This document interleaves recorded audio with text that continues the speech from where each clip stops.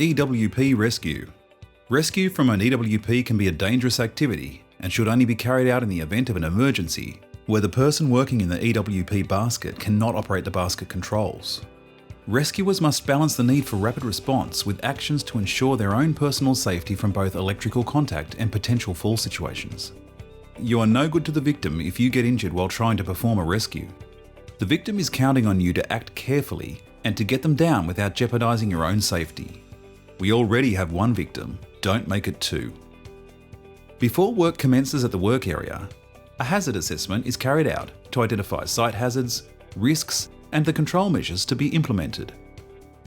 As a part of the work planning, the safety observer is required to carry out pre-operational checks on the EWP, including checking the EWP escape kit is in a serviceable condition and within test due date, the function of the ground-based controls or the remote control where it's available, to ensure you know how it works and that they're operating correctly, the operation of the emergency stop button.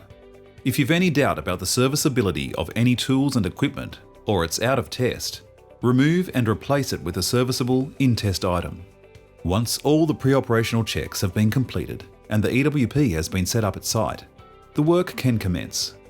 Place all rescue equipment in a readily accessible position before the work begins, as it can cost a valuable time when trying to rescue a victim, time that could cost a life.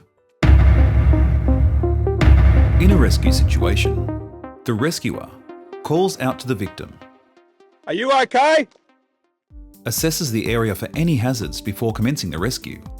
If any uninsulated part of the EWP has made accidental contact with live overhead power lines, do not touch or attempt to enter the EWP, and remain at least 10 metres clear of the EWP until the power lines have been isolated and proved de-energised. The rescuer ascends the steps onto the EWP while assessing the situation and planning how to perform the rescue, and maintaining 3 points of contact.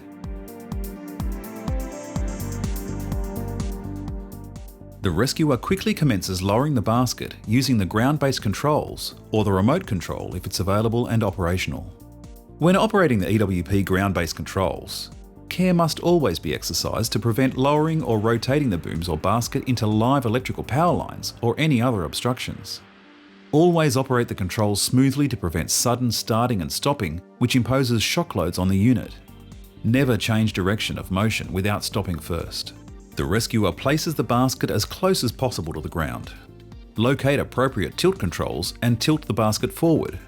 When the basket reaches the horizontal position with the opening out, the rescuer descends the steps while maintaining 3 points of contact and proceeds immediately to the basket. The rescuer unclips the shock-absorbing lanyard from the victim's harness, and then grasps the victim's harness and manoeuvres them to a position where they can use the one-person drag method to move the victim to a safe area, clear of the basket. The rescuer removes the chest and waist straps on the safety harness, assesses the victim's condition, follows the DRS ABCD action plan, and prepares to administer CPR if required.